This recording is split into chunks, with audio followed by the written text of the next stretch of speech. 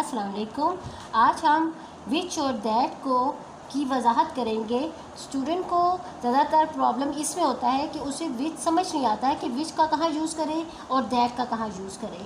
मैं यहाँ पे इसकी वजाहत करूँगी और कोशिश करूँगी कि आपको समझ आ जाए कि आप किन किन सेंटेंस में इसका यूज़ कर सकते हैं।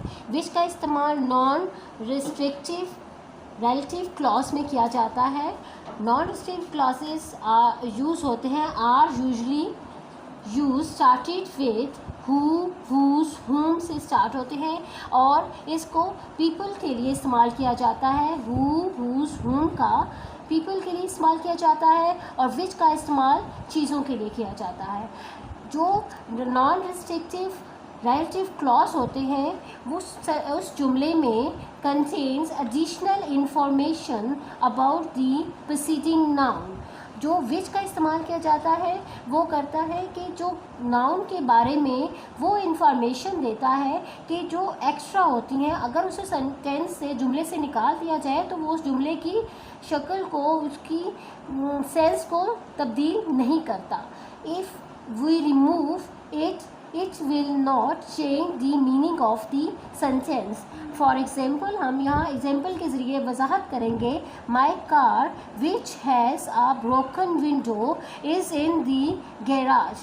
मेरी जो कार है जिसकी विंडो टूटी हुई है, खिड़की टूटी हुई है, वो गैराज में खड़ी है। अब इस सेंटेंस में आप देख रहे हैं कि ये विच के बाद जो आगे इंफॉर्मेशन सारी दी गई है यहाँ से लेकर विच के बाद विच से लेकर और विंडो तक ये एडिशनल इन्फॉर्मेशन है।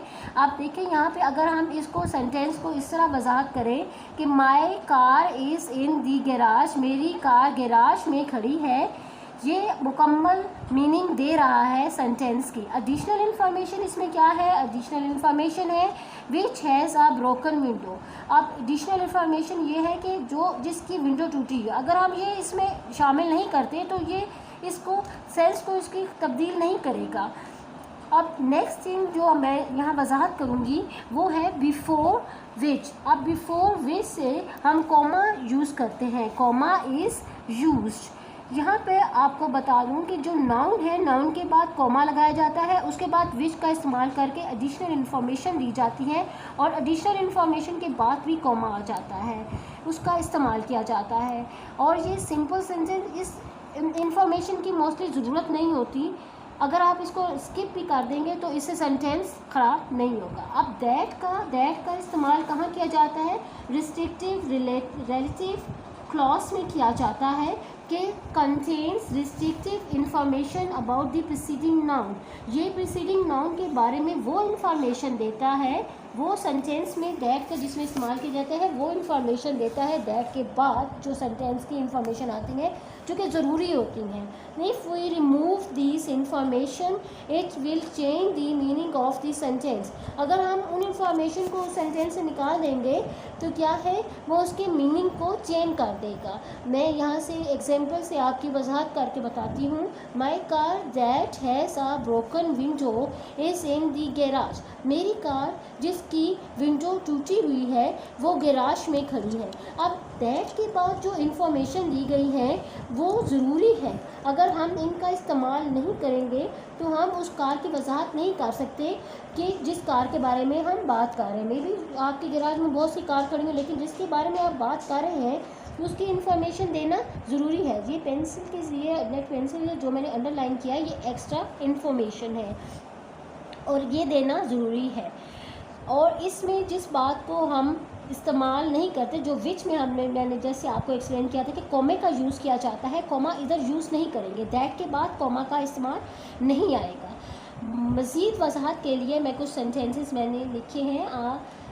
For example, the earth which is the third planet of the sun sports life. अब ये नॉन रिस्ट्रिक्टिव क्लॉज है, इसमें विच का इस्तेमाल किया गया है, उससे पहले अर्थ के बाद कॉमा लगाया गया है और सन के बाद कॉमा है, ये एडिशनल इन्फॉर्मेशन है। अगर हम इसको रिमूव कर देंगे तो सेंटेंस आपने कंप्लीट मीनिंग दे रहा है। हम यहाँ पे इसे लिखेंगे द अर्थ स्पोर्ट्स लाइफ, ज़मीन सपोर्ट करती है लाइफ को। इसके एडिशनल इन्फॉर्मेशन कौन सी है? Is the third planet of the sun, अगर इसको रिमूव भी कर देंगे तो सेंटेंस की सेंस ख़राब नहीं होगी। अब यहाँ पे मैं आपको दैट की भी वजाहत देती हूँ। दैट क्या है, दैट सेंटेंस में कहाँ यूज़ किया जाता है कि जो इम्पोर्टेंट हो, जो रिस्ट्रिक्टिव इंफॉर्मेशन दे रहे कि इन इंफॉर्मेशन के बगैर आपका सेंटेंस कंप्लीट नहीं होगा। दैट के बारे में, इंफॉर्मेशन के बारे में सेंटेंस है, the earth is the only planet in our solar system that supports life. अब इसके बगैर जब ये इंफॉर्मेशन, दैट के बाद जो इंफॉर्मेशन आ रही है वो ज़रूरी है। आप यहाँ से दी अर्थ सपोर्ट्स लाइफ अगर कहेंगे, दी अर्थ सपोर्ट्स लाइफ, ये सेंटेंस कंप्लीट नहीं होगा। ये जो इंफॉर्मेशन इसके बाद, अर्थ के बाद आ रही है, is the only planet in our solar system, ये these informations are very important that's for life, then the sentence is completed। ये restrictive sentence की information है। आप हमारे चैनल को सब्सक्राइब करें और चैनल को लाइक करें और बेल नोटिफिकेशन को दबा दें ताकि इंग्लिश के मुतालिक हमारी लेटेस्ट और इंफॉर्मेटिव वीडियो आपको मिलती रहे।